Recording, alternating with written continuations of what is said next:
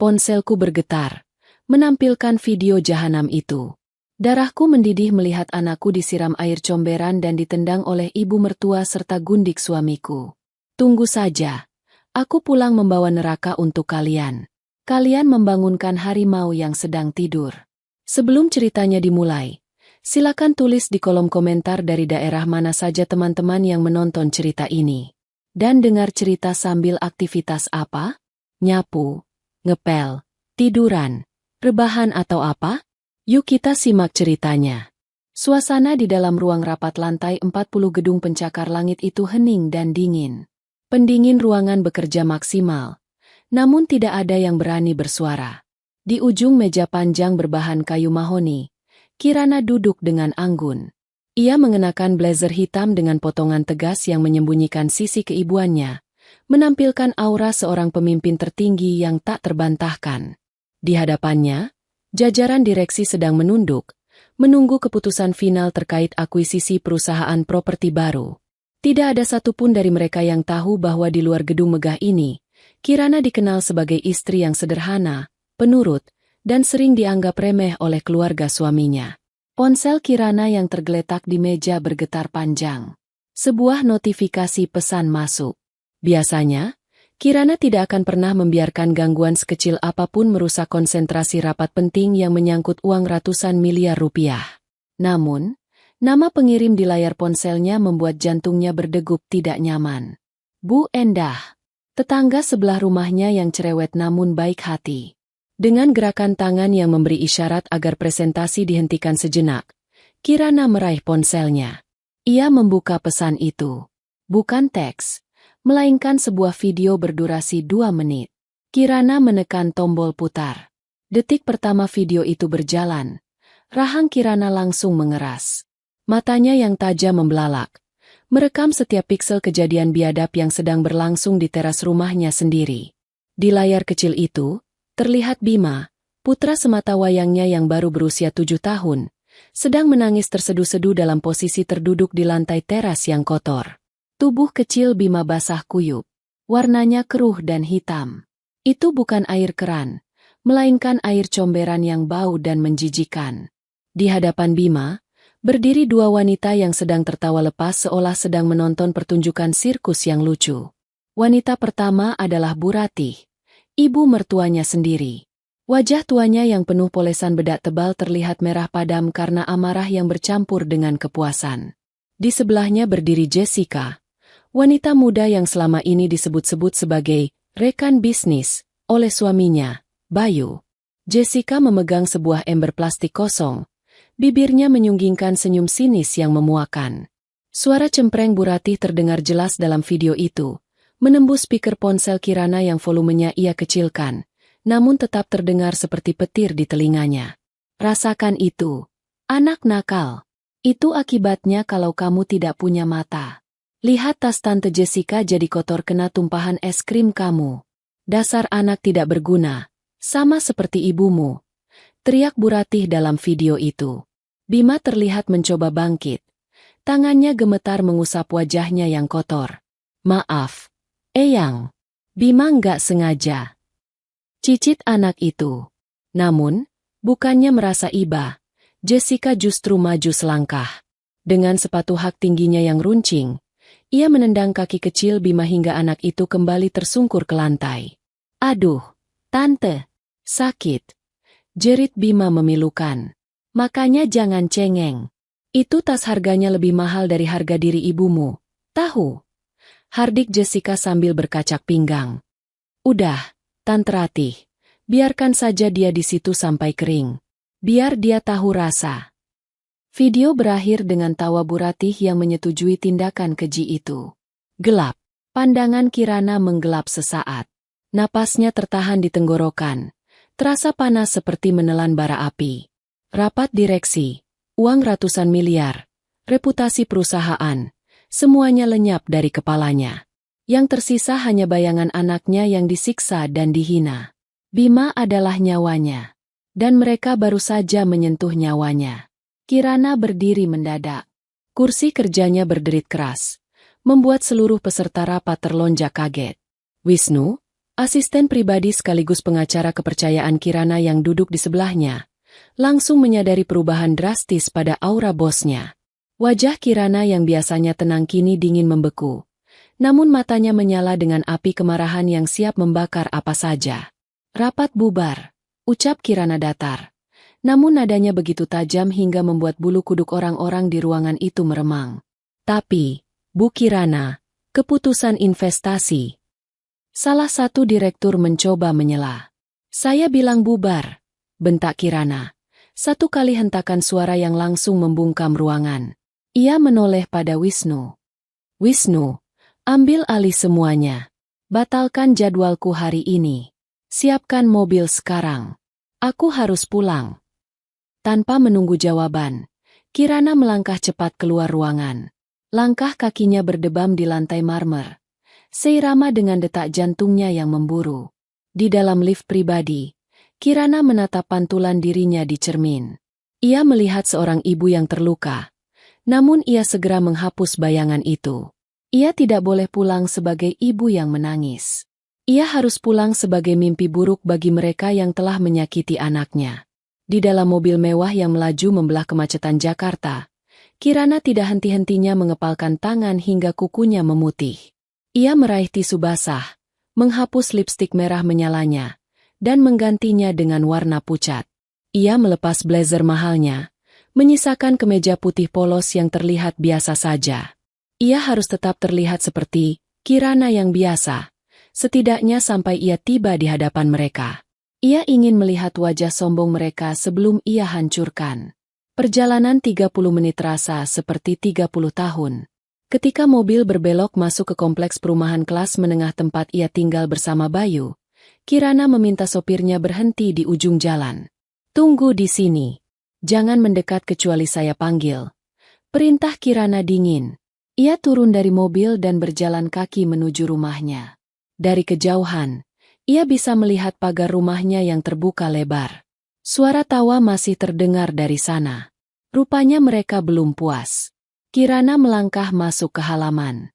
Pemandangan di depannya membuat darahnya mendidih untuk kedua kalinya.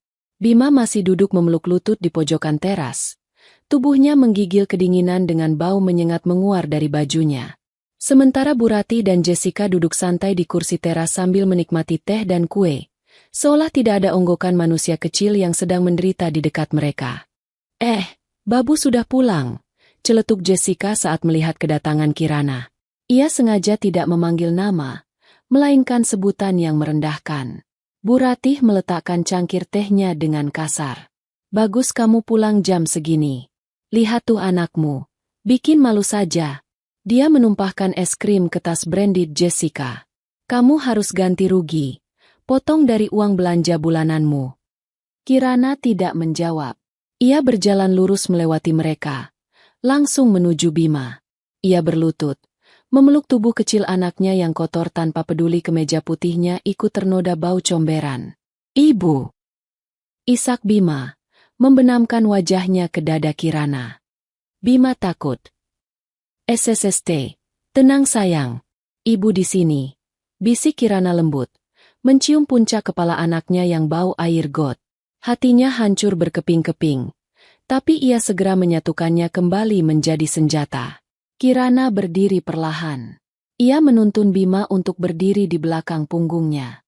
Tatapannya kini terarah lurus pada dua wanita yang masih duduk dengan angkuh di hadapannya. Tidak ada air mata di wajah Kirana. Yang ada hanyalah ketenangan yang mematikan. Kenapa diam saja? Bisu kamu? Hardik Bu Ratih, merasa tidak nyaman ditatap sedemikian rupa oleh menantu yang biasanya hanya menunduk. Kirana tersenyum tipis. Sangat tipis. Kalian bersenang-senang? Tanyanya pelan. Jessica tertawa meremehkan. Tentu saja. Kami sedang memberi pelajaran sopan santun pada anakmu yang kurang ajar itu. Harusnya kamu berterima kasih. Kirana mengangguk pelan, seolah mengerti. Lalu, dengan gerakan tenang, ia mengeluarkan ponselnya dari saku celana. Ia mengangkat ponsel itu, memperlihatkan layar hitamnya pada mereka. Silakan tertawa sepuas kalian hari ini, Ibu, Jessica. Suara Kirana terdengar rendah namun bergema dengan otoritas yang aneh, membuat tawa Jessica terhenti seketika. Lanjutkan tawa kalian. Nikmati teh kalian. Karena ini mungkin teh terakhir yang bisa kalian nikmati di rumah ini. Apa maksudmu, lancang? Bu Ratih berdiri. Wajahnya merah padam. Ini rumah anakku. Rumah Bayu. Kamu cuma numpang. Kirana melangkah maju satu langkah. Aura intimidasi yang biasa ia gunakan di ruang rapat kini ia lepaskan sepenuhnya. Bu Ratih tanpa sadar mundur selangkah. Terkejut melihat perubahan sorot mata Kirana yang tiba-tiba menjadi begitu tajam dan buas. Ibu pikir ini rumah Bayu. Desis Kirana. Ibu salah besar. Kirana menatap Jessica. Lalu kembali ke Bu Ratih. Dengar baik-baik. Sertifikat asli rumah ini, beserta surat pemecatan Bayu dari perusahaan, sekarang ada di dalam laci meja kerjaku yang terkunci. Satu langkah lagi kalian sentuh anakku, atau satu kata lagi keluar dari mulut kotor kalian untuk menghinanya. Detik ini juga aku pastikan kalian akan tidur di pinggir jalan sebagai gelandangan. Keheningan menyergap teras itu. Angin sore terasa berhenti berhembus. Bu Ratih melongo. Mulutnya terbuka namun tidak ada suara yang keluar. Jessica membelalakan matanya. Wajahnya yang penuh makeup mendadak pucat pasi. Ancaman itu terdengar begitu spesifik, begitu tenang, dan begitu meyakinkan. Bukan seperti teriakan orang histeris, tapi seperti vonis hakim. "Ka, kamu gertak sambal saja. Bayu itu manajer." Gagap Jessica mencoba membela diri, namun suaranya bergetar. "Coba saja." Tantang Kirana dingin. "Coba sentuh Bima sekali lagi. Dan lihat seberapa cepat dunia kalian runtuh." Kirana tidak menunggu jawaban mereka. Ia berbalik badan, menggandeng tangan Bima, dan membawanya masuk ke dalam rumah, meninggalkan dua wanita itu yang terpaku dalam ketakutan dan kebingungan yang mencekam. Di dalam kamar mandi yang hangat, suara gemericik air memecah kesunyian. Kirana dengan telaten membasuh tubuh kecil Bima. Ia menggosok lembut kulit anaknya dengan sabun beraroma lavender, berusaha menghilangkan bau busuk air comberan dan jejak kekejaman yang menempel di sana. Setiap kali melihat memar kebiruan di betis Bima bekas tendangan sepatu Jessica, hati Kirana terasa diiris sembilu. Namun, ia menahan air matanya. Ia tidak boleh terlihat lemah di depan putranya. "Sakit, Bu." Lirih Bima saat Kirana menyentuh memarnya. "Tahan sebentar ya, sayang. Ibu obati biar cepat sembuh." Bujuk Kirana sambil menahan getaran di suaranya. Setelah selesai memandikan dan memakaikan pakaian bersih, Kirana membaringkan Bima di tempat tidur. Anak itu kelelahan karena menangis dan ketakutan, sehingga tak lama kemudian ia tertidur pula sambil memegang erat jari tangan ibunya. Kirana melepaskan tangannya perlahan. Ia berjalan keluar kamar, menutup pintu dengan sangat hati-hati. Di ruang tamu yang sepi, Kirana duduk di sofa. Rumah ini terasa asing. Dulu, ia membeli rumah ini dengan harapan akan menjadi surga kecil bagi keluarganya. Tapi kini, tempat ini terasa seperti neraka yang penuh kepalsuan. Pandangan Kirana tertuju pada foto pernikahan yang terpajang besar di dinding ruang tamu. Foto dirinya dan Bayu 5 tahun lalu. Di foto itu, Bayu tersenyum gagah dan Kirana tersenyum bahagia. Tidak ada yang tahu bahwa di balik senyum itu, tersimpan sebuah kebohongan besar yang menjadi akar dari semua penderitaan ini. Pikiran Kirana melayang mundur ke masa 3 tahun yang lalu. Sebuah masa di mana ia membuat keputusan paling bodoh atas nama cinta. Saat itu, di sebuah restoran sederhana, Bayu menggenggam tangan Kirana dengan wajah memelas. Waktu itu karir Bayu sedang mandek. Ia hanyalah staf biasa di sebuah perusahaan logistik kecil. Sementara Kirana baru saja menerima warisan pengelolaan perusahaan raksasa dari mendiang ayahnya. Kirana adalah wanita karir yang cemerlang, pemilik saham mayoritas di perusahaan tempat Bayu bekerja. Fakta yang tidak diketahui oleh siapapun, termasuk Bayu, karena Kirana menggunakan nama perusahaan induk yang berbeda. "Sayang," kata Bayu waktu itu. Matanya berkaca-kaca. "Aku merasa gagal sebagai suami. Gajiku kecil. Ibu selalu membanding-bandingkan aku dengan sepupuku yang sukses. Aku malu. Kirana, aku malu kalau kamu terus bekerja dan pulang malam. Orang-orang akan bilang aku suami yang tidak becus menafkahi istri. Hati Kirana luluh.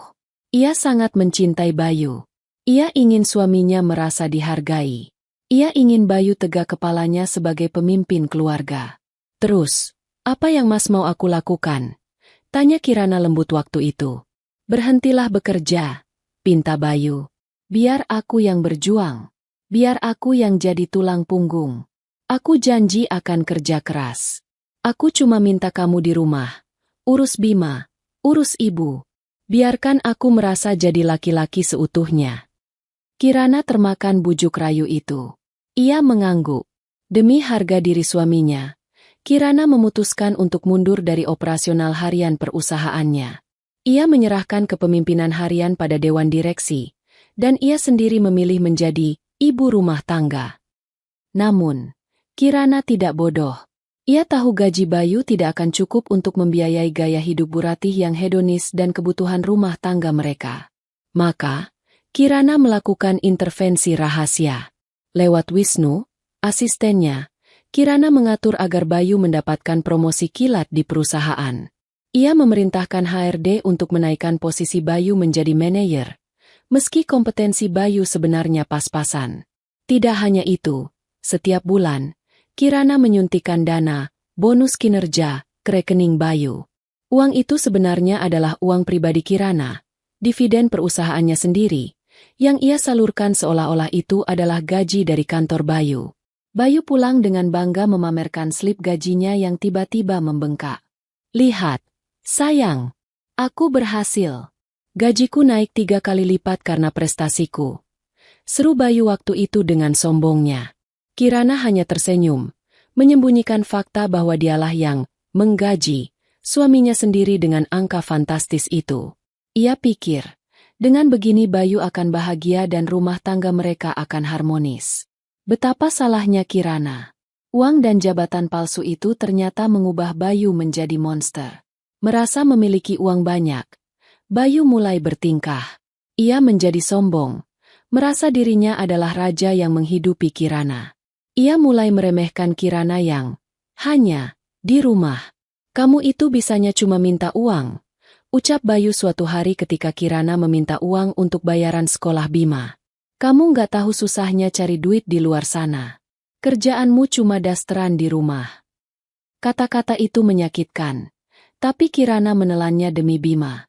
Namun, kesombongan Bayu makin menjadi-jadi ketika ia membawa ibunya, Bu Ratih, untuk tinggal bersama mereka.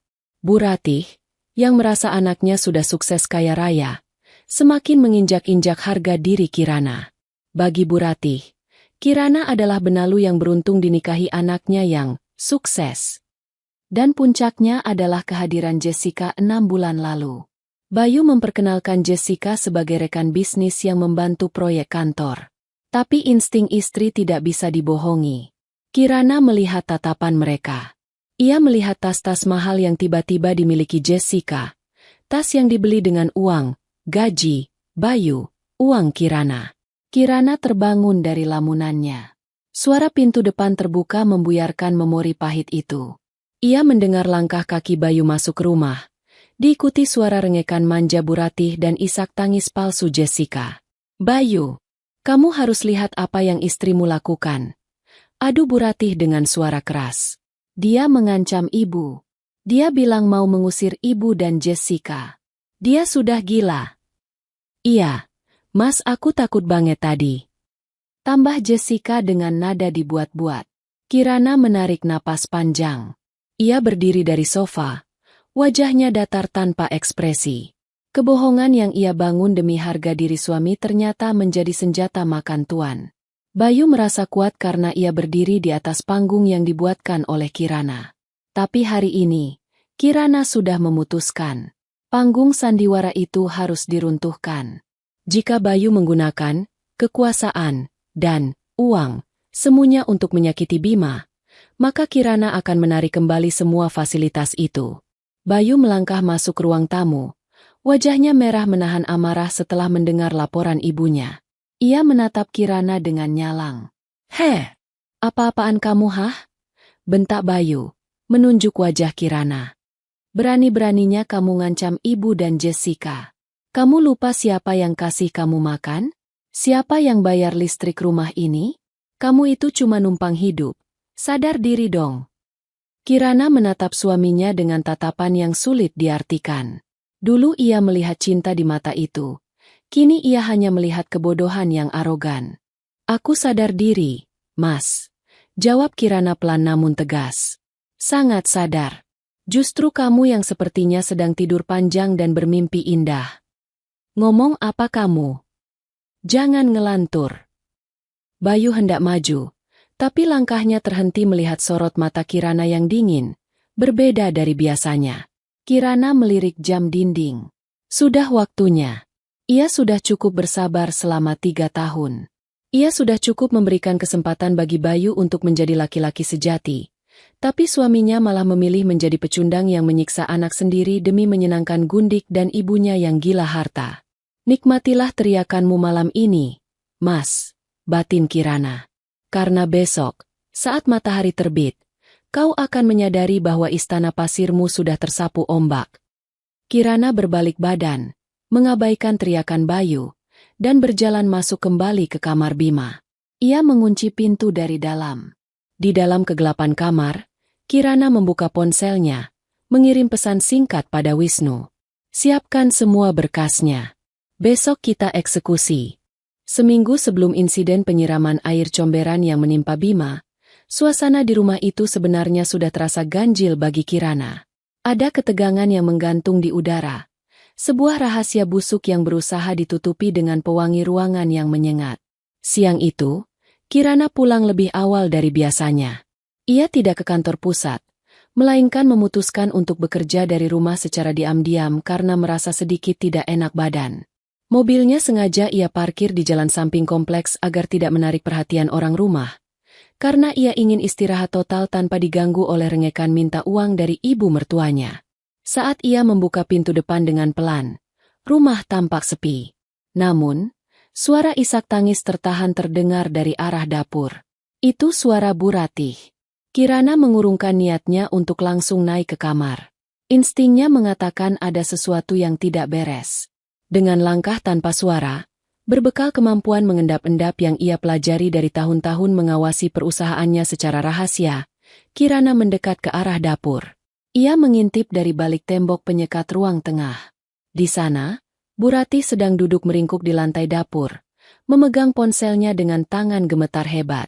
Wajah wanita tua itu pucat pasi, keringat dingin membasahi dahinya yang keriput. Ia sedang melakukan panggilan video, namun suaranya terdengar memelas, jauh dari nada angkuh yang biasa ia gunakan saat membentak Kirana. Tolong, Bang, tolong beri saya waktu seminggu lagi. Suara Bu Ratih bergetar hebat, nyaris seperti cicit tikus yang terperangkap. Anak saya manajer besar. Gajinya ratusan juta. Dia pasti bayar. Jangan datangi rumah saya. Tolong, tetangga saya banyak yang julid. Kirana menajamkan pendengarannya. Suara dari seberang telepon terdengar samar namun cukup keras karena Bu Ratih mengaktifkan mode pengeras suara dengan volume rendah. Suara seorang pria dengan logat kasar dan penuh ancaman terdengar memaki. Lu janji minggu lalu. Nenek tua. Utang lu di aplikasi sudah numpuk 300 juta. Bunga jalan terus. Kalau besok nggak ada transferan minimal 50 juta, gue kirim karangan bunga duka cita ke rumah lu. Paham? Klik. Sambungan telepon diputus sepihak. Bu Ratih menjatuhkan ponselnya ke lantai dan menangis sejadi-jadinya sambil memukul-mukul dadanya sendiri. Mati aku, mati aku. Bayu bisa marah kalau tahu uang yang kemarin dia kasih sudah habis buat main slot lagi. Racau Bu Ratih pada dirinya sendiri. Kirana terpaku di tempatnya berdiri. Jantungnya berdegup kencang, bukan karena takut, tapi karena kaget. Jadi selama ini, uang bulanan fantastis yang ia berikan lewat gaji Bayu, uang yang seharusnya cukup untuk hidup mewah 3 keluarga sekaligus, habis begitu saja di meja judi online? Kirana tahu Bu Ratih suka pamer, tapi ia tidak menyangka mertuanya adalah pecandu judi slot yang sudah terjerat utang ratusan juta pada rentenir ilegal. Perlahan, Kirana mengeluarkan ponselnya. Dari celah persembunyiannya, ia merekam Bu Ratih yang masih meracau menyebutkan nominal utang dan nama aplikasi judi tempatnya bermain. Ini adalah amunisi pertama. Bukti bahwa ibu mertuanya yang selama ini merasa paling suci dan terhormat, ternyata hanyalah seorang penjudi yang menyedihkan. Kirana menyimpan video itu di folder tersembunyi dengan nama Senjata 1. Belum sempat Kirana beranjak, pintu depan terbuka. Suara hak sepatu yang beradu dengan lantai marmer terdengar nyaring. Itu Jessica. Pelakor yang belakangan ini sering menginap dengan alasan lembur kerja, bersama Bayu di ruang kerja rumah. Jessica masuk dengan menenteng tas berwarna oranye menyala yang sangat familiar di mata Kirana. Sebuah tas Hermes Birkin. Bu Ratih buru-buru menghapus air matanya, berdiri, dan mencoba tersenyum menyambut Jessica. Nak Jessica sudah datang. Iya nih, Tante. Panas banget di luar. Keluh Jessica sambil mengibaskan rambutnya yang dicat pirang. Ia meletakkan tas oranye itu di meja makan dengan kasar. Duh, tadi aku hampir serempetan sama motor ojek. Untung tasku nggak lecet. Ini kan tas impor dari Paris, Tante. Harganya 500 juta. Bayu yang belikan kemarin. Mendengar itu, darah Kirana mendidih. 500 juta? Itu uang perusahaan. Uang Kirana. Bayu benar-benar sudah gila menggunakan fasilitas kantor untuk membelikan gundiknya barang mewah. Namun, saat mata jeli Kirana menatap tas itu dari kejauhan, keningnya berkerut. Sebagai wanita yang lahir dari keluarga konglomerat, Kirana sudah akrab dengan barang-barang high-end sejak kecil. Ia tahu persis bagaimana tekstur kulit asli Hermes, bagaimana kilau perangkat kerasnya, dan bagaimana presisi jahitannya. Tas yang ditaruh Jessica di meja itu terlihat aneh. Warnanya terlalu mencolok, teksturnya kaku seperti plastik, dan gembok emasnya terlihat murahan saat terkena cahaya lampu dapur. Itu tas palsu. Kualitas KW super mungkin, tapi tetap saja palsu. Kirana tersenyum sinis dalam persembunyiannya. Bayu pasti telah membohongi Jessica. Atau Jessica yang membohongi Bayu tentang harga tas itu? Atau mungkin Jessica sendiri tidak tahu bedanya barang asli dan palsu? Kecurigaan Kirana merambat ke hal lain. Jessica selalu mengaku sebagai anak pengusaha tambang dari Kalimantan yang sedang belajar bisnis di Jakarta. Ia selalu tampil glamor. Tapi kenapa anak pengusaha tambang mau menjadi simpanan manajer kelas menengah seperti Bayu? Logikanya tidak masuk. Kirana mundur perlahan, kembali ke kamarnya tanpa ketahuan. Begitu pintu kamar terkunci, ia langsung menghubungi Wisnu. Wisnu, saya butuh bantuanmu. Prioritas utama. Bisik Kirana tegas. Siap, Bu Kirana. Apa yang perlu saya lakukan? Jawab Wisnu sigap di ujung sana. Selidiki wanita bernama Jessica yang sekarang dekat dengan Bayu. Nama lengkapnya Jessica Anggraeni. Setidaknya itu yang dia pakai di media sosial. Cari tahu latar belakangnya, keluarganya, dan catatan keuangannya. Saya curiga dia bukan orang yang dia katakan. Saya ingin laporannya lengkap dalam 24 jam. Keesokan harinya, sebuah amplop coklat tebal sudah ada di tangan Kirana saat ia pura-pura pergi ke pasar. Ia membuka amplop itu di dalam mobilnya. Wisnu bekerja dengan sangat efisien. Mata Kirana membelalak membaca baris demi baris laporan investigasi itu. Nama asli, Surtini. Tempat lahir, sebuah desa kecil di pinggiran Surabaya. Status, janda 2 kali cerai. Catatan kriminal, pernah dipenjara 2 tahun di Jawa Timur atas kasus penipuan berkedok investasi bodong dan arisan fiktif. Saat ini sedang menjadi buronan untuk kasus penggelapan uang di sebuah butik di Bandung. Kirana menutup berkas itu dengan napas panjang. Ternyata, rumahnya bukan hanya menampung suami yang tak tahu diri dan mertua pecandu judi, tapi juga seorang kriminal penipu ulung. Jessica bukan sosialita. Dia adalah predator yang mencari mangsa bodoh seperti Bayu untuk dikuras hartanya sebelum kabur lagi. Surtini. Gumam Kirana pelan, merasakan geli sekaligus jijik. Jadi selama ini Bayu bangga berselingkuh dengan seorang buronan polisi. Hari itu, Kirana pulang ke rumah dengan membawa 2 hulu ledak nuklir di tangannya. 1 untuk menghancurkan martabat Bu Ratih, dan 1 lagi untuk mengirim Jessica ke balik jeruji besi. Ia sebenarnya bisa saja langsung membongkarnya saat itu juga. Namun, Kirana adalah seorang pebisnis. Ia tahu kapan waktu terbaik untuk meluncurkan produk, dan ia tahu kapan waktu terbaik untuk menjatuhkan lawan. Ia menunggu momen di mana mereka merasa paling tinggi, paling berkuasa, dan paling aman. Ia tidak menyangka momen itu akan datang seminggu kemudian, dengan cara yang paling menyakitkan, melalui air mata dan jeritan anaknya, Bima. Dan kini, senjata itu sudah dikokang, siap ditembakkan tepat di jantung pertahanan mereka. Malam semakin larut setelah pertengkaran hebat di teras. Kirana masih terjaga di dalam kamar Bima.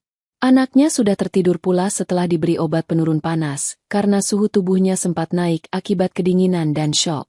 Kirana menatap wajah polos Bima yang masih menyisakan guratan trauma. Tangan mungil itu sesekali mengejang dalam tidur, seolah masih merasakan tendangan sepatu hak tinggi Jessica. Di luar kamar, suara gedoran pintu dari Bayu sudah berhenti sejak 1 jam yang lalu. Suaminya itu sempat mengamuk, berteriak menyuruh Kirana keluar dan meminta maaf pada ibunya. Namun Kirana mengabaikannya seperti angin lalu. Akhirnya, Bayu menyerah dan pergi tidur. Mungkin di kamar tamu atau bahkan di kamar ibunya untuk menenangkan wanita tua itu. Kirana duduk di kursi belajar Bima, diterangi cahaya lampu tidur yang redup. Ia tidak lagi menangis. Air matanya sudah kering, berganti dengan sorot mata dingin yang penuh perhitungan. Di atas meja, ia membuka laptopnya. Jari-jarinya menari lincah di atas keyboard, bukan untuk bekerja, melainkan untuk menyusun skenario kehancuran orang-orang yang telah menyakiti anaknya. Cukup sudah aku menjadi penonton, bisik Kirana pada keheningan malam. Mulai besok, akulah sutradaranya. Langkah pertama, mengamankan aset. Kirana masuk ke sistem perbankan daring. Selama ini, ia memberikan akses kartu kredit tambahan, supplementary card, kepada Bayu dengan limit yang sangat besar, hampir tak terbatas, yang tagihannya langsung dibayar otomatis dari rekening pribadi Kirana. Bayu menggunakan kartu ini untuk gaya hidupnya, membelikan perhiasan ibunya, dan tentu saja, memanjakan Jessica. Tanpa keraguan sedikit pun, Kirana mengklik tombol, blokir kartu, dan hapus pemegang kartu tambahan. Status: deactivated.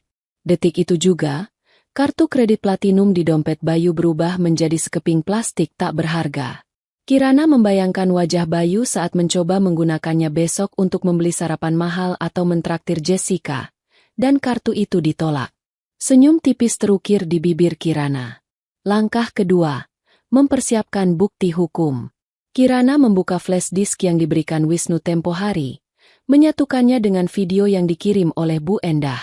Video penyiksaan Bima adalah bukti pidana penganiayaan anak. Laporan Wisnu tentang Jessica adalah bukti penipuan dan pemalsuan identitas. Video Bu Ratih berjudi adalah bukti pendukung motif ekonomi dan kelalaian.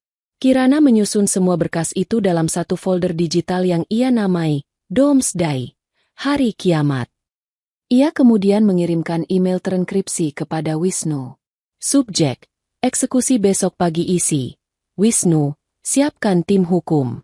Saya ingin laporan polisi untuk pasal 80 UU Perlindungan Anak atas nama terlapor Ratih dan Jessica Anggraeni, alias Surtini. Sertakan bukti video terlampir. Juga, siapkan surat pemecatan Bayu Prakoso atas tuduhan penyalahgunaan fasilitas perusahaan dan penggelapan dana. Lampirkan bukti pembelian barang mewah Jessica menggunakan inventaris kantor. Saya mau surat itu sudah dicetak dan ada di tangan saya besok sore. Langkah ketiga, mengkondisikan mental. Pagi harinya, suasana rumah terasa seperti makam. Dingin dan mencekam. Kirana bangun lebih awal, memandikan Bima, dan menyuruh anaknya bersiap. Hari ini Bima tidak usah sekolah dulu ya. Ikut ibu ke kantor sebentar.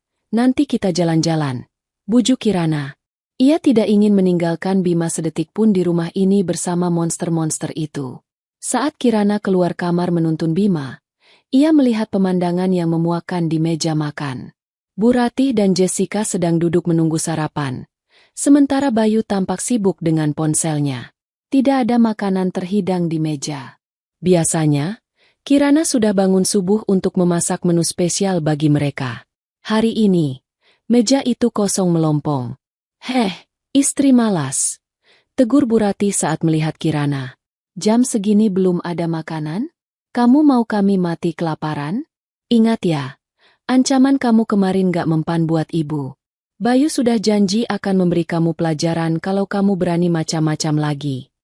Bayu menatap Kirana dengan pandangan meremehkan. "Kirana, cepat buatkan kopi dan nasi goreng buat Jessica dan ibu. Dan ingat, nanti malam kita bicara serius soal sikap kurang ajarmu kemarin. Kamu harus minta maaf sujud di kaki ibu." Kirana tidak menoleh sedikit pun. Ia terus berjalan menuju pintu depan sambil menggenggam erat tangan Bima. "Kirana, aku ngomong sama kamu," bentak Bayu, merasa harga dirinya terinjak karena diabaikan. Kirana berhenti tepat di ambang pintu. Ia menoleh sedikit, memberikan tatapan yang membuat Bayu terdiam sesaat. Tatapan itu kosong, namun menusuk. Tidak ada rasa cinta, tidak ada rasa takut, hanya ada rasa jijik yang mendalam. "Masak sendiri," ucap Kirana datar. "Atau suruh gundikmu itu memasak.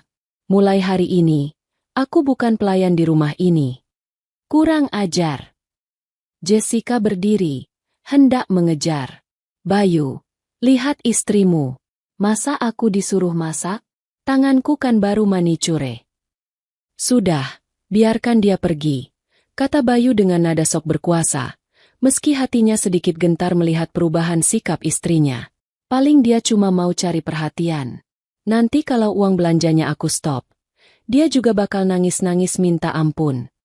Bayu tidak tahu bahwa saat pintu itu tertutup, Kirana bukan pergi untuk mencari perhatian.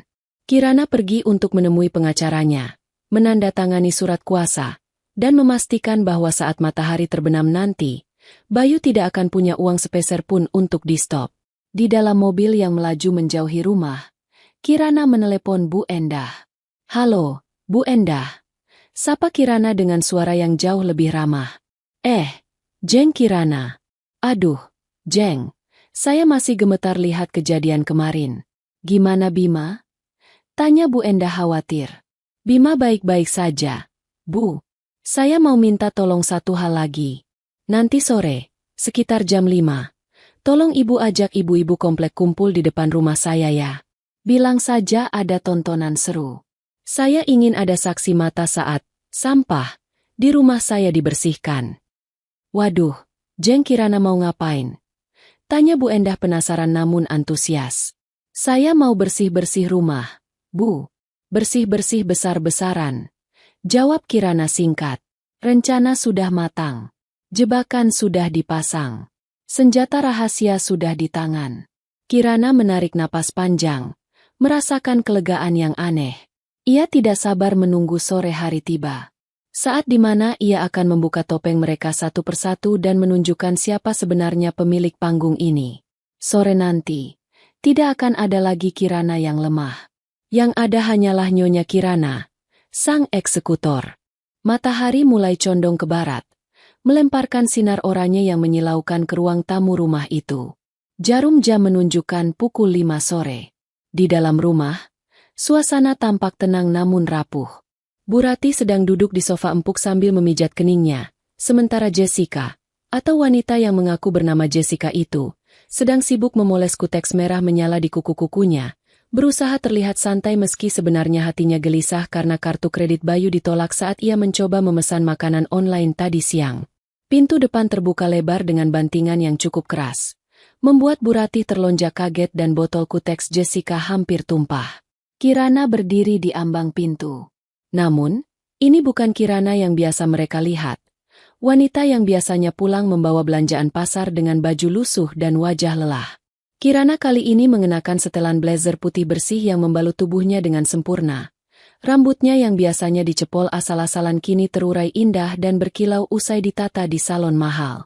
Di tangannya, ia tidak membawa kantong kresek, melainkan sebuah map kulit berwarna hitam dan gunting jahit berukuran besar yang berkilau terkena cahaya lampu. Di belakang Kirana, berdiri dua orang pria berbadan tegap dengan setelan safari hitam, pengawal yang dikirim Wisnu. Mereka berdiri diam di pintu, memblokir jalan keluar, menciptakan aura intimidasi yang instan. Siapa mereka? Apa-apaan ini, Kirana? Pekik Bu Ratih. Suaranya melengking ketakutan melihat orang asing berbadan besar itu. Kirana tidak menjawab. Ia melangkah masuk dengan bunyi tak-tak dari sepatu hak tingginya yang menggema di lantai marmer. Ia berjalan lurus ke arah sofa tunggal di hadapan mereka. Duduk dengan kaki disilangkan. Persis seperti ratu yang sedang menatap rakyat jelatanya yang membangkang. Mana Bayu? Tanya Kirana datar. Bayu sedang di jalan pulang. Dia akan marah besar kalau tahu kamu bawa preman ke rumah. Seru Jessica. Mencoba menggertak meski suaranya bergetar. Kirana tersenyum miring. Bagus. Biar dia menyusul pestanya nanti. Sekarang, kita mulai dari kalian berdua dulu. Kirana meletakkan map hitam dan gunting itu di meja kaca. Ia menatap Bu Ratih lekat-lekat. Tatapan yang seolah menguliti dosa-dosa wanita tua itu. Ibu. Ucap Kirana pelan. Tadi siang aku dengar ibu marah-marah karena token listrik bunyi. Ibu bilang aku menantu tidak berguna yang lupa isi token. Padahal, uang belanja 50 juta yang Bayu kasih 3 hari lalu, harusnya cukup buat bayar listrik satu kampung selama setahun. Kemana uang itu, Bu? Bu Ratih membuang muka. Keringat dingin mulai menetes di pelipisnya. Itu urusan ibu. Kamu nggak berhak tahu. Uangnya habis buat kebutuhan sosialita ibu, buat arisan, buat sumbangan. Sumbangan. Kirana terkekeh. Tawa yang dingin dan menusuk. Sumbangan ke bandar judi slot Zeus.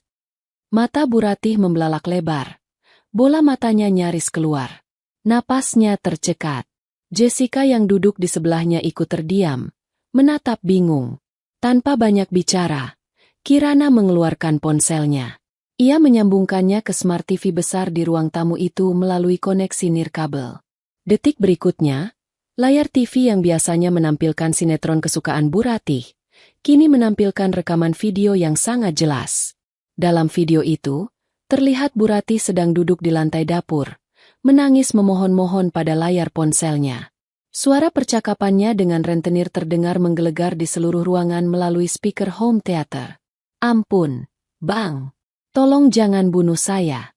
Saya janji bayar bunga 50 juta besok. Anak saya kaya, Bang. Wajah Bu Ratih di sofa berubah menjadi seputih kertas. Ia gemetar hebat. Tangannya memegang dada seolah terkena serangan jantung. Rahasianya, aib terbesarnya yang ia tutup rapat-rapat, kini terpampang jelas di layar TV raksasa. Matikan. Matikan itu. Jerit Bu Ratih histeris. Mencoba bangkit untuk mematikan TV, tapi kakinya lemas sehingga ia kembali terduduk. Kirana tidak mematikannya. Ia malah menaikkan volumenya. Utang pokok 300 juta. Bunga berjalan 50 juta. Total hampir 0,5 miliar, Bu. Dan ibu menjual perhiasan yang Bayu belikan? Ibu menggadaikan BPKB mobil Honda Jazz lama Bayu? Dan sekarang, ibu mau minta Bayu korupsi lagi untuk menutup lubang judi ibu? Cukup, Kirana. Cukup. Bu Ratih menangis meraung-raung. Harga dirinya hancur lebur di depan menantunya yang selama ini ia injak-injak. Kirana mematikan TV itu, lalu beralih menatap Jessica. Wanita muda itu tampak pucat melihat kehancuran mental Bu Ratih. Ketakutan mulai merambat ke matanya saat melihat Kirana kini memusatkan perhatian padanya. Nah, sekarang giliran kamu, Tuan Putri. Ucap Kirana lembut, namun mematikan. Matanya melirik ke arah tas Hermes Birkin oranye yang diletakkan Jessica dengan bangga di meja kopi, tepat di sebelah gunting Kirana. Jangan macam-macam sama aku, desis Jessica, menarik tas itu ke pangkuannya secara protektif. Aku ini anak pengusaha tambang.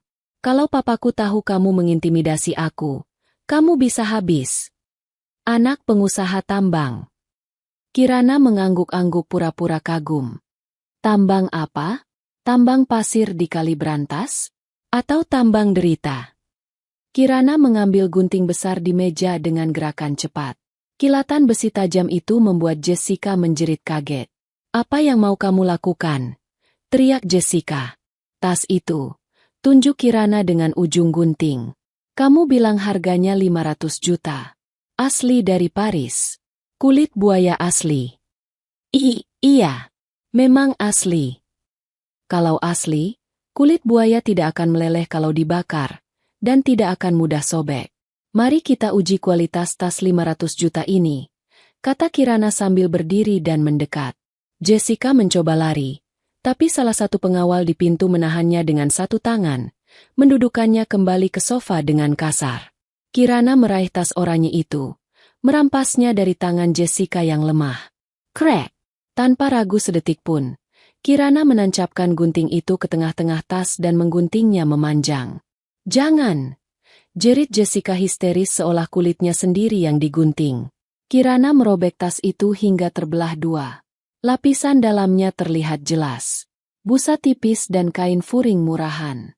Bau lem kimia menyengat keluar. Lihat ini. Kirana melempar potongan tas itu ke wajah Jessica. Plastik. Busa. Jahitan mesin obras. Modal 300.000 di Tanah Abang. Kamu menipu suamiku bilang ini harganya 500 juta? Kamu ambil uangnya, beli tas palsu, lalu sisanya kamu transfer ke rekening pribadimu, kan? Jessica menangis tersedu-sedu, memeluk bangkai tas palsunya. Kamu jahat, kamu wanita gila. Aku belum selesai, potong Kirana tajam. Ia kembali ke meja, mengambil selembar kertas dari map hitamnya. Ia membacanya dengan suara lantang seperti hakim membacakan vonis. Nama, Surtini binti Slamet. Tempat lahir, Nganjuk. Status, buronan Polres Surabaya atas kasus penipuan arisan bodong senilai 2 miliar rupiah. Hening. Tangisan Jessica terhenti seketika. Matanya membelalak horor. Nama aslinya. Nama yang sudah ia kubur dalam-dalam di balik makeup tebal dan gaya bicara Jakarta Selatan yang dibuat-buat, kini disebut dengan lantang di ruangan itu. Apa, dari mana kamu? Jessica alias Surtini tergagap. Wajahnya kehilangan darah sepenuhnya. Kirana melemparkan kertas berisi pas foto Surtini saat ditahan polisi 2 tahun lalu ke pangkuan wanita itu. Di foto itu, Surtini memakai baju tahanan oranye, tanpa makeup, terlihat sangat berbeda namun jelas itu adalah orang yang sama. Jessica Anggraeni itu nama fiktif. Kamu itu residivis, Surtini. Ucap Kirana dingin. Kamu mendekati Bayu bukan karena cinta. Kamu mendekati dia karena kamu pikir dia kaya raya. Kamu mau kuras hartanya lalu kabur lagi seperti yang kamu lakukan pada korban-korbanmu sebelumnya, kan? Bu Ratih yang masih menangis di pojok sofa menoleh kaget. Apa? Kamu penipu. Bu Ratih menatap Jessica dengan tatapan tak percaya. Kamu bilang bapakmu punya 5.000 hektar lahan sawit. Diam kau, nenek tua, bentak Jessica Surtini. Topeng sopan santunnya lepas sepenuhnya karena panik. Kalau bukan karena anakmu yang bodoh itu gampang diporotin, aku juga ogah nemenin nenek bau tanah kayak kamu. Pertengkaran pecah di antara mereka. Bu Ratih menjambak rambut Jessica, dan Jessica mendorong Bu Ratih hingga terguling di sofa. Kirana hanya menonton pemandangan menyedihkan itu dengan tangan bersedekap. Rencana tahap pertama sukses. Mental mereka hancur. Mereka saling serang. Ikatan palsu di antara mereka putus seketika saat kebenaran terungkap. Namun, ini baru pemanasan. Aktor utamanya belum datang. Di tengah keributan antara Bu Ratih dan Jessica yang saling cakar, terdengar suara mobil memasuki carport. Itu mobil Bayu. Kirana memberi isyarat mata kepada 2 pengawalnya. Mereka mengangguk. Lalu salah satu dari mereka mundur ke sudut ruangan yang gelap, membiarkan panggung utama kosong untuk sang suami. Bayu masuk ke dalam rumah dengan wajah kusut. Kemejanya berantakan. Dasinya longgar. Hari ini adalah hari yang buruk baginya. Kartu kreditnya ditolak saat makan siang dengan klien, membuatnya malu setengah mati. Akses masuk ke sistem kantornya tiba-tiba terkunci sejak sore tadi, dan satpam kantor menatapnya dengan tatapan aneh saat ia pulang. Begitu ia melangkah masuk ruang tamu, matanya membelalak melihat kekacauan yang terjadi. Ibunya tergolek lemas di sofa sambil menangis memegangi dada. Jessica duduk di lantai dengan rambut acak-acakan sambil memeluk tas Hermes yang sudah terbelah 2, dan di tengah-tengah mereka, Berdiri Kirana yang tampak begitu asing, begitu berkuasa. "Apa-apaan ini?" teriak Bayu. Suaranya menggelegar memenuhi ruangan. Amarahnya yang sudah tertumpuk seharian langsung meledak. "Kirana, apa yang kamu lakukan pada ibu dan Jessica? Kamu sudah gila ya?" Bayu melangkah lebar hendak menghampiri Kirana. Tangannya terkepal siap melayangkan pukulan. Ia sudah biasa mengintimidasi istrinya. Ia pikir kali ini pun Kirana akan menciut ketakutan. Namun, Kirana tidak bergeming 1 milimeter pun. Ia menatap Bayu yang mendekat dengan sorot mata sedingin es kutub. "Jangan sentuh aku," ucap Kirana pelan. "Berani kamu ngelawan?" Bayu mengangkat tangannya tinggi-tinggi, siap menampar. Sebelum tangan itu mendarat, tangan kekar pengawal Wisnu muncul dari samping, menangkap pergelangan tangan Bayu dan memuntirnya ke belakang punggung dengan gerakan cepat. "Arg! Lepas! Siapa kalian? Lepas!" Bayu mengerang kesakitan, dipaksa berlutut oleh pengawal itu di hadapan Kirana. "Sopan sedikit, Pak Bayu," ucap pengawal itu dengan suara berat. "Anda sedang berhadapan dengan atasan Anda." "Atasan apa?" "Dia cuma istriku. Dia cuma babu di rumah ini," teriak Bayu, masih berusaha meronta meski sia-sia. Kirana memberi isyarat agar pengawal itu melepaskan Bayu. Bayu terhuyung berdiri sambil memegangi tangannya yang sakit, menatap ngeri pada dua pengawal yang kini berdiri melindungi Kirana. "Duduk, Mas." Perintah Kirana. Bukan permintaan, tapi perintah mutlak. Entah kenapa, nyali Bayu menciut. Ia mundur dan jatuh terduduk di kursi kayu yang keras, berhadapan dengan Kirana.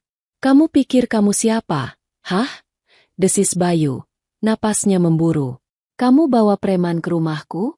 Kamu hancurkan barang-barang Jessica? Kamu apakan ibuku? Rumahmu?" Kirana tertawa kecil, mengambil map hitam di meja. Ia mengeluarkan sebuah dokumen bersampul hijau dengan lambang Garuda emas. "Sertifikat hak milik." Kirana melempar sertifikat itu ke pangkuan Bayu. "Baca. Nama siapa yang tertulis di situ?" Bayu dengan tangan gemetar mengambil sertifikat itu. Matanya menyusuri kolom pemilik hak. Tertulis jelas dengan tinta hitam. Kirana Puspita. Bukan Bayu Prakoso. Ini nggak mungkin." Bayu tergagap. "Ini pasti palsu. Waktu kita beli rumah ini, kamu bilang pakai nama kita berdua." "Aku yang beli rumah ini, Bayu. Pakai uang warisan ayahku. Kamu lupa. Waktu akad kredit, kamu bahkan gak punya slip gaji yang layak. Aku membelinya cash. Kamu cuma numpang tidur di sini selama 5 tahun." Bayu terdiam, mulutnya menganga. Fakta itu menghantamnya keras. Tempat yang selama ini ia banggakan sebagai istananya, ternyata bukan miliknya sama sekali. "Dan soal pekerjaanmu." Kirana mengeluarkan dokumen kedua. Sebuah surat dengan kop surat perusahaan tempat Bayu bekerja. PT Nusatama Abadi. "Kamu selalu sombong. Bilang kalau kamu yang menghidupiku. Kamu bilang aku benalu. Kamu bilang gajimu ratusan juta karena kamu hebat." Kirana melangkah mendekat, mencondongkan tubuhnya ke wajah Bayu. "Asal kamu tahu, Mas, PT Nusatama Abadi itu anak perusahaan dari Puspita Group. Perusahaan milik keluarga saya. Sayalah pemilik saham mayoritasnya." Dunia Bayu runtuh. Telinganya berdenging. "Jadi, ya, akulah yang menyuruh HRD mengangkatmu jadi manajer. Akulah yang menyuruh keuangan mentransfer bonus bulanan ke rekeningmu. Uang yang kamu pakai buat foya-foya, buat judi ibumu, buat belikan tas palsu untuk pelakor ini, itu semua uangku. Uang istri yang kamu hina setiap hari." Bayu merasa lantai di bawahnya bergoyang. Ia menoleh ke arah ibunya yang kini menatapnya dengan horor, lalu ke arah Jessica yang sudah berhenti menangis dan menatapnya dengan jijik, karena sadar Bayu ternyata bukan orang kaya asli. Kamu membohongiku," bisik Bayu. Egonya hancur berkeping-keping. "Aku membohongimu?" bentak Kirana. Suaranya naik 1 oktav. Melepaskan amarah yang ia pendam bertahun-tahun. Aku berusaha menjaga harga dirimu sebagai suami. Aku memberimu panggung supaya kamu terlihat hebat. Tapi apa balasanmu? Kamu malah merasa jadi Tuhan. Kamu injak-injak aku. Kamu biarkan ibumu dan gundikmu menyiksa anakku. Kirana melemparkan dokumen terakhir ke wajah Bayu. Itu surat pemecatanmu. Ditandatangani langsung oleh Direktur Utama atas perintahku. Mulai hari ini, detik ini, kamu dipecat secara tidak hormat. Bayu mengambil kertas itu dengan tangan gemetar. Surat pemutusan hubungan kerja, PHK. Alasan, penggelapan dana perusahaan dan pelanggaran etika berat. Dan satu lagi, tambah Kirana. Suaranya kembali dingin dan mematikan. Wisnu dan tim audit sedang dalam perjalanan ke sini bersama polisi. Kami menemukan bukti transfer dari rekening kantor ke rekening pribadi Jessica. Itu penggelapan, Mas. Korupsi. Kamu bisa dipenjara minimal 5 tahun. Wajah Bayu berubah menjadi abu-abu. Ia tidak hanya kehilangan rumah, kehilangan pekerjaan, dan kehilangan harga diri. Ia kini diambang kehilangan kebebasannya. Jessica yang mendengar kata polisi, langsung bangkit berdiri, menyambar potongan tasnya, dan berlari menuju pintu keluar. Aku nggak ikut-ikutan. Ini semua salah Bayu. Aku nggak tahu apa-apa. Teriaknya mencoba kabur. Namun, di pintu depan, Bu Endah dan segerombolan ibu-ibu tetangga sudah berdiri menghadang dengan wajah garang, menyilangkan tangan di dada. Di belakang mereka, lampu rotator biru mobil polisi mulai terlihat menyala, memantul di dinding-dinding rumah tetangga. Mau kemana, Mbak Cantik? Sindir Bu Endah sambil tersenyum puas. Acaranya baru mau mulai kok sudah mau pulang. Jessica mundur ketakutan. Di dalam, Bayu jatuh berlutut di kaki Kirana. Air mata mulai mengalir di pipinya. Bukan air mata penyesalan tulus, tapi air mata ketakutan seorang pecundang yang sadar bahwa hidupnya sudah tamat. Kirana. Dek Tolmas. Mas minta ampun. Rengek Bayu. Mencoba meraih kaki Kirana. Kirana menarik kakinya menjauh. Menatap suaminya dengan tatapan jijik yang tak terlukiskan. Simpan air matamu untuk hakim, Mas. Ucap Kirana. Lalu berbalik memunggungi mereka semua. Bawa mereka keluar. Rumahku jadi bau sampah. Suasana di ruang tamu yang semula mencekam karena pertengkaran keluarga, kini berubah menjadi kepanikan massal yang menyesakkan dada. Cahaya biru dan merah dari lampu rotator mobil polisi memantul-mantul di dinding ruang tamu melalui jendela kaca, menciptakan bayangan yang menari-nari seperti hantu yang datang menagih janji. Suara sirine yang sempat meraung pendek di depan pagar rumah kini telah mati, digantikan oleh suara derap langkah sepatu bot yang berat dan tegas memasuki halaman rumah. Bayu masih berlutut di lantai dengan wajah abu-abu, seolah nyawanya telah dicabut paksa dari raganya. Ia menatap kosong ke arah pintu depan yang terbuka lebar. Di sana, di ambang pintu, berdiri 2 orang petugas kepolisian berseragam lengkap, didampingi oleh Wisnu yang memegang map tebal berisi bukti-bukti kejahatan. Di belakang mereka, terlihat kerumunan tetangga yang dipimpin oleh Bu Endah. Wajah-wajah para tetangga itu tidak menyeratkan simpati sedikitpun, melainkan rasa ingin tahu yang besar dan penghakiman yang tajam. Jessica, atau Surtini, yang tadi mencoba melarikan diri, kini terpojok di dekat rak sepatu. Tubuhnya gemetar hebat. Wajahnya yang penuh riasan tebal kini luntur oleh air mata dan keringat, membuatnya terlihat seperti badut yang menyedihkan. Tas Hermes palsu yang sudah terbelah 2 masih ia dekap erat di dadanya. Seolah itu adalah satu-satunya pelampung di tengah lautan badai yang sedang menenggelamkannya. "Selamat sore. Kami dari kepolisian," ucap salah satu petugas dengan suara bariton yang memenuhi ruangan. "Kami menerima laporan dugaan tindak pidana penganiayaan anak di bawah umur, penipuan, serta penggelapan dana perusahaan." Mendengar suara polisi, Bu Ratih yang sedari tadi merosot di sofa mendadak histeris. Ia menjerit melengking, mirip suara hewan yang terjepit. "Tidak, tidak, saya tidak salah. Ini semua salah perempuan itu." Bu Ratih menunjuk-nunjuk Jessica dengan jari keriputnya yang gemetar. "Dia yang menendang cucu saya. Dia yang menyuruh saya menyiram air comberan. Saya cuma ikut-ikutan." Tangkap dia saja. Pak Polisi. Jangan saya. Saya ini orang tua. Saya punya penyakit jantung. Jessica yang merasa disudutkan langsung berteriak balik. Suaranya parau dan kasar.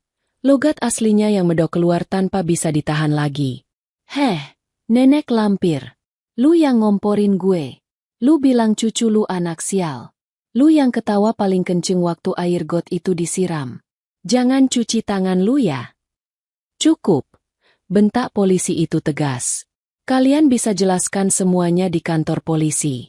Saudari Surtini alias Jessica Anggraeni, Anda kami tangkap atas dugaan penipuan dan pemalsuan identitas yang dilaporkan oleh beberapa korban di Surabaya, serta laporan baru dari Ibu Kirana terkait penganiayaan anak.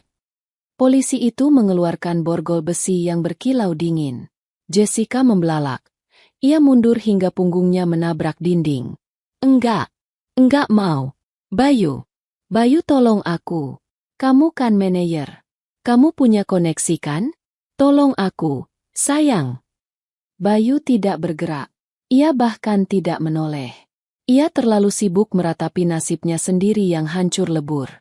Pikirannya melayang pada fakta bahwa ia bukan siapa-siapa, bahwa rumah ini bukan miliknya, dan bahwa wanita yang ia selingkuhi ternyata adalah penjahat kambuhan. Petugas polisi dengan sigap menarik tangan Jessica dan memborgolnya. Bunyi klik dari borgol itu terdengar begitu nyaring di ruangan yang hening. Jessica meronta, menangis, dan memaki-maki dengan bahasa kasar. Namun polisi tetap menyeretnya keluar. Lepaskan saya. Saya ini sosialita. Tas saya mahal. Kalian salah tangkap.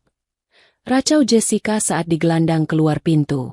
Di luar, saat Jessica diseret melewati kerumunan tetangga, sorakan, terdengar membahana. Bu Endah, yang berdiri paling depan dengan daster batiknya, bertepuk tangan sinis. Walah, Mbak Jessica yang katanya orang kaya. Kok pakai gelang besi? Tasnya mana? Kok rombeng gitu tasnya? Sindir Bu Endah keras-keras.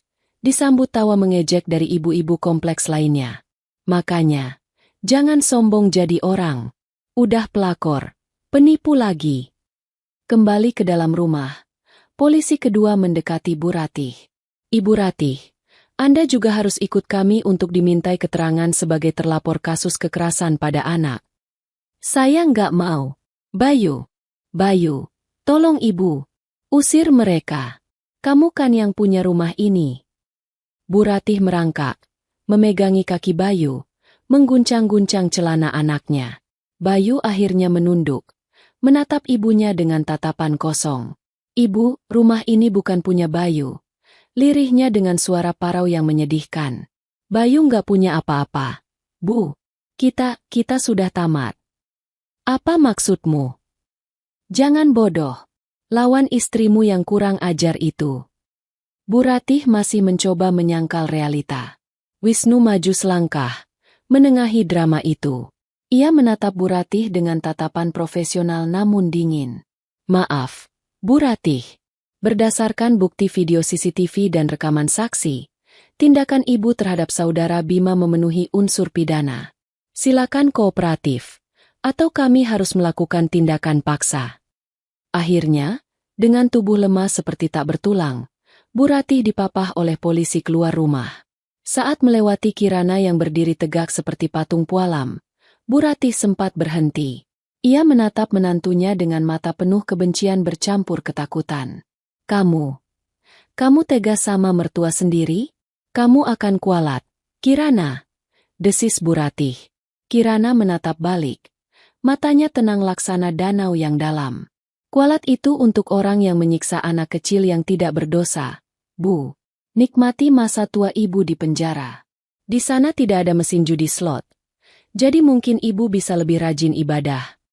Kata-kata itu menampar Bu Ratih lebih keras dari pukulan fisik. Ia menangis meraung-raung saat digiring ke mobil polisi. Menjadi tontonan gratis bagi seluruh warga kompleks yang sudah muak dengan kelakuan sombongnya selama ini.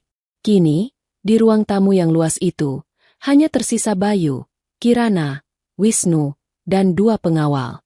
Bayu perlahan bangkit berdiri. Kakinya goyah.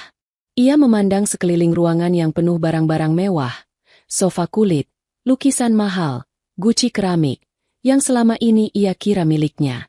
Kini ia sadar, ia hanyalah tamu tak diundang yang sudah terlalu lama menumpang. Kirana. Suara Bayu bergetar. Mas minta maaf. Mas hilaf. Mas janji akan berubah. Mas akan pecat Jessica, Surtini itu. Mas akan minta ibu untuk pulang kampung. Tolong, Dek jangan usir Mas. Mas mau tidur di mana malam ini? Kirana menggeleng pelan, seolah sedang melihat orang asing yang menyedihkan. Masih sempat kamu memikirkan tidur di mana setelah apa yang anakmu alami? Aku akan minta maaf sama Bima. Aku akan sujud di kakinya. Bayu mencoba meraih tangan Kirana, tapi Kirana mundur selangkah. Sudah terlambat, Mas. Bima bahkan tidak mau mendengar namamu lagi. Jawab Kirana dingin. Ia menoleh pada Wisnu. Wisnu, berikan. Wisnu menyerahkan sebuah koper pakaian yang sudah disiapkan sebelumnya. Koper itu berisi baju-baju Bayu. Hanya baju. Tidak ada jam tangan mewah. Tidak ada kunci mobil. Tidak ada gadget mahal. Ini barang-barang pribadimu. Semua aset lain, termasuk mobil, motor, dan gadget yang kamu pakai, adalah inventaris kantor.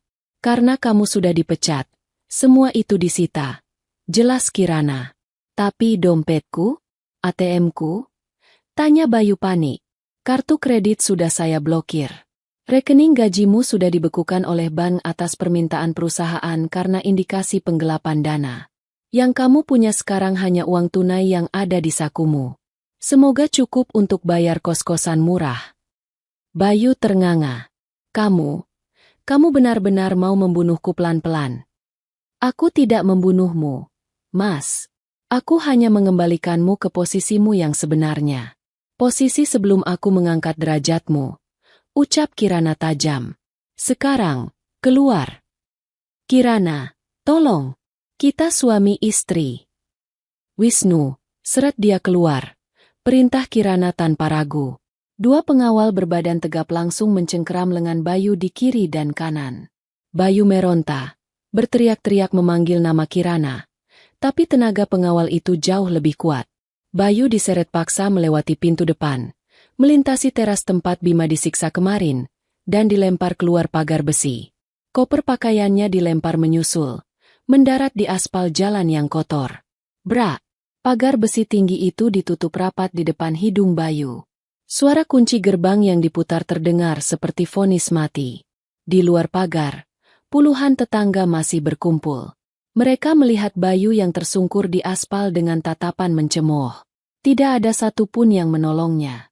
Mereka ingat betapa sombongnya Bayu selama ini, yang tidak pernah mau ikut kerja bakti dan selalu memarkir mobil sembarangan di jalan. Pak Manajer kok leyeh-leyeh di aspal? Lagi cari inspirasi bisnis ya? Celetuk seorang bapak-bapak tetangga sambil tertawa. Udah nggak jadi manajer lagi kali, Pak? Tuh, diusir sama Bu Kirana. Kualat sih sama istri yang baik. Sahut ibu-ibu lain. Bayu menunduk dalam-dalam, menutupi wajahnya dengan tangan. Rasa malunya sudah sampai ke ubun-ubun. Ia memungut kopernya dengan tangan gemetar. Lalu berjalan terseok-seok menjauh dari rumah megah itu, diiringi tatapan sinis dan bisik-bisik tetangga. Langit sore yang mulai gelap seolah ikut meledeknya, menurunkan rintik hujan yang membasahi tubuhnya yang kini tak berharga. Ia berjalan tanpa tujuan, meninggalkan istana yang pernah ia banggakan, menyadari bahwa ia baru saja kehilangan berlian demi memungut batu kali yang penuh lumpur. Di balik jendela lantai 2, Kirana berdiri memandang punggung suaminya yang menjauh. Ia tidak merasakan kesedihan. Ia hanya merasakan kelegaan yang luar biasa, seolah beban ribuan ton baru saja diangkat dari pundaknya. Ia memeluk tubuhnya sendiri, lalu berbalik badan. Di tempat tidur, Bima sedang duduk sambil mewarnai gambar. Ayah sudah pergi, Bu? Tanya Bima polos. Kirana tersenyum, duduk di tepi kasur dan membelai rambut anaknya. Iya, sayang. Orang-orang jahat itu sudah pergi. Sekarang, rumah ini aman. Cuma ada kita berdua. Bima tersenyum lebar, senyum tulus yang sudah lama hilang. Hore! Bima nggak takut lagi. Kirana memeluk anaknya erat. Air mata haru menetes satu-satu. Perang sudah berakhir. Dan ia menang. 6 bulan kemudian. Matahari Jakarta terasa begitu menyengat siang itu, membakar aspal jalanan hingga uap panas terlihat menguar di udara. Di pinggir jalan raya yang bising dan penuh debu, seorang pria kurus dengan kulit terbakar matahari duduk di atas motor bebek tua yang knalpotnya berasap. Ia mengenakan jaket ojek online yang sudah lusuh dan pudar warnanya. Helmnya kotor, dan wajahnya tertutup masker kain yang dekil. Pria itu adalah Bayu. Sudah setengah jam ia mangkal di sana, tapi belum ada satupun pesanan yang masuk. Perutnya berbunyi nyaring. Ia belum makan sejak pagi, hanya segelas kopi sachet yang ia seduh di warung pinggir jalan. Uang di dompetnya tinggal 10.000 rupiah. Sisa setoran sewa motor kemarin. Bayu menatap gedung pencakar langit yang menjulang megah di seberang jalan. Grand Puspita Tower. Gedung itu terlihat berkilau ditimpa sinar matahari, simbol kesuksesan dan kekayaan. Matanya terpaku pada layar videotron raksasa yang menempel di dinding gedung itu. Di layar raksasa itu, sedang diputar profil seorang pengusaha wanita yang baru saja menerima penghargaan, CEO of the Year. Wajah wanita itu begitu cantik, anggun, dan memancarkan aura kewibawaan yang luar biasa. Ia mengenakan gaun malam yang elegan, tersenyum sambil memegang piala emas. Itu Kirana, mantan istrinya. Dada Bayu terasa sesak setiap kali melihat wajah itu. Rasa penyesalan yang ia rasakan bukan lagi sekadar kesedihan, tapi seperti penyakit kronis yang menggerogoti jiwanya setiap hari. Ia teringat kejadian 6 bulan lalu. Setelah diusir, hidupnya terjun bebas ke dasar jurang. Tidak ada perusahaan yang mau mempekerjakannya karena catatan hitam, penggelapan dana, yang tertera dalam rekam jejak karirnya. Namanya sudah di blacklist di industri logistik. Teman-teman yang dulu ia traktir menjauh, pura-pura tidak kenal saat ia mencoba meminjam uang. Kini, ia tinggal di sebuah kamar kos petak di gang sempit yang pengap, berbagi kamar mandi dengan 5 orang lain.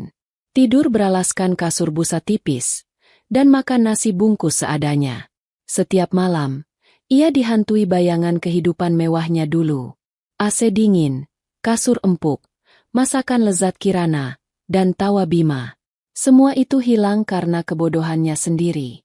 Bayu menghela napas panjang. Asap knalpot menyembur ke wajahnya. Ponselnya berbunyi. Ada pesanan masuk. Goride. Jarak 5 kilometer. Tarif 12.000. Bayu buru-buru menekan tombol terima. Ia tidak punya pilihan. 12.000 rupiah sangat berharga baginya sekarang. Ia menyalakan mesin motor tuanya dan melaju membelah kemacetan, menjadi satu titik kecil yang tak berarti di tengah kerasnya ibu kota. Sementara itu, nasib para wanita yang menghancurkan hidupnya juga tidak kalah menyedihkan. Di sebuah lembaga pemasyarakatan wanita di pinggiran kota, Jessica, atau Surtini, sedang menyikat lantai toilet umum penjara. Tangannya yang dulu rajin manicure kini kasar dan pecah-pecah terkena sabun keras. Ia menjadi bulan-bulanan narapidana senior karena sifatnya yang sombong di awal masuk penjara. Rambut pirangnya sudah tumbuh hitam di akarnya, kusut dan tak terurus. Wajahnya terlihat tua dan lelah. Tidak ada lagi tas Hermes. Tidak ada lagi mimpi menjadi istri orang kaya. Yang ada hanya dinding beton dingin dan penyesalan panjang atas hukuman 3 tahun penjara yang harus ia jalani. Nasib Bu Ratih lebih tragis lagi. 2 bulan setelah ditahan, ia terkena serangan stroke ringan akibat stres berat dan ketidakmampuan beradaptasi dengan makanan penjara yang keras. Karena kondisi kesehatannya memburuk dan jaminan penangguhan penahanannya ditolak, karena tidak ada keluarga yang mau menjamin, Bayu tidak punya uang. Ia kini dirawat di klinik penjara dengan fasilitas seadanya. Separuh tubuhnya lumpuh. Ia hanya bisa berbaring sambil menatap langit-langit sel yang lembab. Mulutnya miring, sulit bicara. Setiap kali teringat Kirana, air matanya menetes. Ia rindu rumah. Ia rindu pijatan menantunya yang dulu ia hina. Tapi pintu maaf sudah tertutup rapat. Ia menghabiskan sisa usianya dalam kesepian dan rasa bersalah yang tak berujung. Berbanding terbalik dengan penderitaan mereka, di lantai teratas Grand Puspita Tower, suasana begitu sejuk dan wangi. Kirana berdiri di dekat jendela kaca besar yang menghadap panorama kota Jakarta. Ia memegang secangkir teh chamomile hangat. Di belakangnya, Bima sedang duduk di sofa empuk sambil bermain tablet, memakai seragam sekolah internasional yang rapi. Anak itu kini terlihat jauh lebih gemuk dan sehat. Trauma di matanya sudah hilang, digantikan dengan binar keceriaan. "Bu, nanti kita jadi liburan ke Jepang?" tanya Bima antusias. Kirana berbalik dan tersenyum lembut. "Jadi dong, sayang. Lusa kita berangkat." Bima sudah siapkan jaket tebalnya. "Sudah, Om Wisnu yang belikan kemarin," seru Bima. Pintu ruangan terbuka. Wisnu masuk dengan setelan jas rapi, membawa beberapa berkas. Namun, tatapannya pada Kirana bukan lagi sekadar tatapan asisten pada bosnya, melainkan tatapan hangat seorang pria yang mengagumi wanitanya. "Semua jadwal rapat sudah saya kosongkan untuk seminggu ke depan, Bu Kirana," lapor Wisnu sambil meletakkan berkas di meja. "Tiket pesawat dan akomodasi di Tokyo sudah siap." "Terima kasih, Wisnu," ucap Kirana tulus. "Kamu tidak perlu seformal itu kalau tidak ada klien." Wisnu tersenyum simpul. "Baik, Kirana. Oh ya, ada satu hal lagi. Pengacara Bayu tadi menelepon, mencoba meminta keringanan tuntutan ganti rugi perdata." Wajah Kirana tidak berubah, tetap tenang. "Katakan pada mereka, ikuti saja proses hukum yang berlaku. Aku tidak akan mencabut satu pun tuntutan. Dia harus belajar bertanggung jawab atas perbuatannya." "Siap, saya akan sampaikan," jawab Wisnu tegas. Ia kemudian berjalan mendekati Bima dan mengacak rambut anak itu dengan sayang. "Siap main salju, jagoan?" "Siap, Om." Bima tertawa lepas. Kirana melihat interaksi mereka dengan hati yang hangat. Wisnu, yang selama ini setia mendampinginya, ternyata adalah sosok yang bisa mengisi kekosongan figur ayah bagi Bima dengan jauh lebih baik. Tidak ada arogansi, tidak ada kepalsuan, hanya ketulusan. Kirana belum memutuskan untuk melangkah ke jenjang serius, tapi ia membuka hatinya untuk kemungkinan itu di masa depan. Kirana kembali menatap keluar jendela, melihat jalanan Jakarta yang macet di bawah sana. Ia membayangkan Bayu mungkin ada di salah satu titik kemacetan itu, berjuang demi recehan. Ada rasa kasihan sekilas, tapi rasa itu segera hilang saat ia mengingat wajah Bima yang penuh memar 6 bulan lalu. Karma telah bekerja dengan caranya yang sempurna. Tuhan tidak tidur. Kirana meletakkan cangkir tehnya, menarik napas dalam-dalam, dan menghembuskannya perlahan. Udara kebebasan ini terasa begitu manis. Ia bukan lagi korban. Ia bukan lagi istri yang terinjak. Ia adalah Kirana Puspita, wanita yang bangkit dari abu pengkhianatan dan membangun istananya sendiri, lebih kuat dan lebih tinggi dari sebelumnya.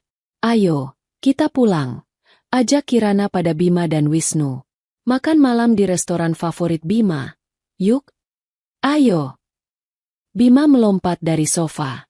Mereka bertiga berjalan keluar ruangan, meninggalkan bayang-bayang masa lalu yang kelam di belakang, menyongsong masa depan yang cerah dan penuh harapan. Di luar, matahari terbenam dengan indah, mewarnai langit dengan semburat emas, seolah merestui kebahagiaan baru yang baru saja dimulai.